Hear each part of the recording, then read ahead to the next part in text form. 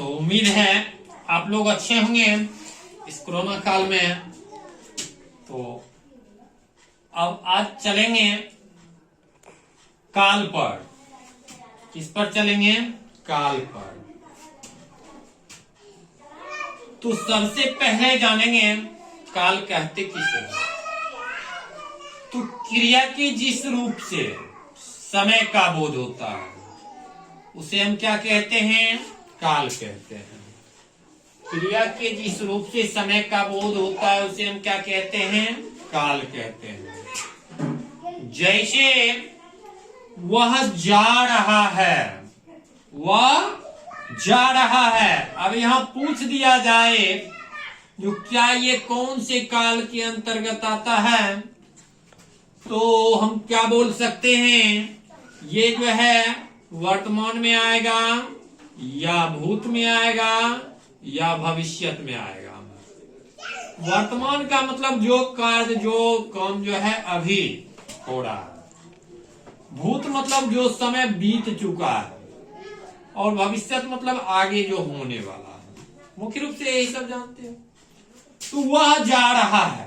कब जा रहा है? वर्तमान में अभी जा रहा है। तो हम क्या बोल सकते हैं? वर्तमान काल।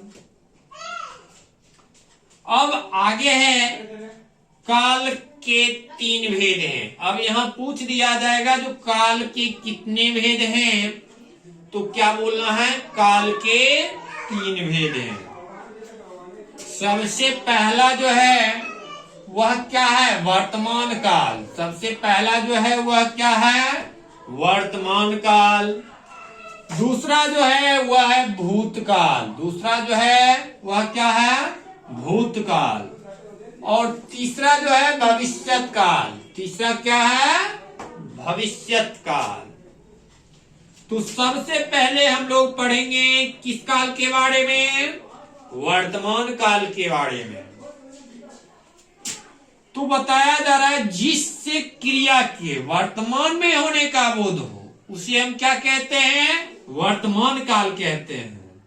अब यहां पूछ दिया जाएगा जो वर्तमान काल किसे कहते हैं, तो जिससे क्रिया के वर्तमान में होने का बोध हो उसे हम क्या कहते हैं? वर्तमान काल कहते हैं। जैसे वह पढ़ता है,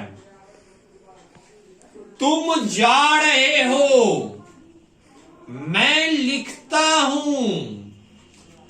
तो अब यहां जो है क्या है? वह पढ़ता है। कब पढ़ रहा? वर्तमान में, मतलब अभी पढ़ रहा है। अब आगे है वर्तमान काल के। अब देखिए जो क्या इसका भेद था। किसका भेद? तो काल का 3 गो भेद था। वर्तमान काल, भूतकाल, भविष्यत काल। अब यहां ये आ रहा है जो वर्तमान काल के 3 भेद हैं। वर्तमान काल के भी भेद हैं। तो कितने भेद हैं? 3 भेद हैं। तो सबसे पहला जो भेद है वह है सामान्य वर्तमान। सबसे पहला जो है वह क्या है? सामान्य वर्तमान। दूसरा जो है वह है संदिग्ध वर्तमान। दूसरा क्या है? संदिग्ध वर्तमान। और तीसरा जो है वह है तात्कालिक वर्तमान। तीसरा क्या है? तात्कालिक वर्तमान।